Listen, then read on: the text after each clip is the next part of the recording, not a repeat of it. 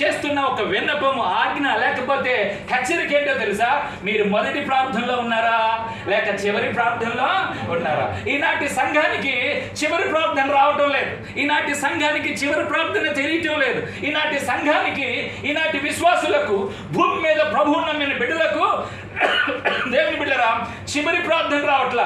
ఎంతసేపు ఏ ప్రార్థన అంటే, ప్రభువా మా ఆయన్ని దీవించండి, చెప్పండి, ఇంకా మా ఆవిడని దీవించండి, మా పిల్లల్ని దీవించండి, మా సంఘాన్ని దీవించండి, మాకు మంచి వీసా రావాలి, మాకు మంచి ఉద్యోగం రావాలి, మా పిల్లలకు మంచి పిల్లలు పుట్టాలి, మా పిల్లలకి ఇంకా పుచ్చి పుట్టాలి, వాళ్ళకి ఇంకా మగ పిల్లలు పుట్టాలి, వాళ్ళకి ఇంకా ఇదే ప్రార్థన. మరి నీవెప్పుడు సిద్ధపాటు చేస్తావు? మనం ప్రతి ప్రభు బల్లకు శనివారం పూట ఏదో ఇండియాలో ఉంటే ఏం చేస్తాం?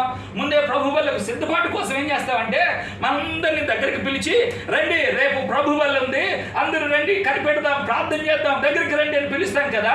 మరి ఈనాటి సంఘమైన విశ్వాసులైన బిడ్డలైన మీకు ప్రభు చెప్తున్న హెచ్చరిక ఏంటంటే, మీరెప్పుడు చివరి ప్రార్థన చేస్తారు. అంటే చివరి ప్రార్థన అంటే చచ్చిపోయేటప్పుడు ప్రార్థన కాదు. దేని బిడ్డరా, చివరి ప్రార్థన సమానమైందంటే సంఘం ప్రార్థన చేస్తుంది, విశ్వాసులు ప్రార్థన చేస్తుంది, ప్రభువా రమ్ము అంటే అర్థం ఏంటంటే, ప్రభు అంటాడు కదా, నేను ఎందుకు రావాలను?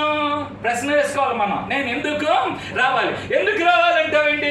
నేను సహవాసానికి వెళ్తున్నా, ప్రార్థన చేస్తున్నా, వాక్యాన్ని ధ్యానం చేస్తున్నా, ప్రభుతో ఉన్నాను, నేను సిద్ధపడ్డాను, నేను పవిత్రంగా ఉన్నాను, నేను నిజాయితీగా ఉన్నాను, నేను నీ ఆజ్ఞను బట్టి ఉన్నాను, నేను నీ స్వరూపము కలిగి ఉన్నాను, నువ్వు రా అని కేక వేసే సంఘము ఈనాటి విశ్వాసులకు ఉన్నదా అని ఒక హెచ్చరిక చేస్తూ ఉన్నది. బిడ్డలారా,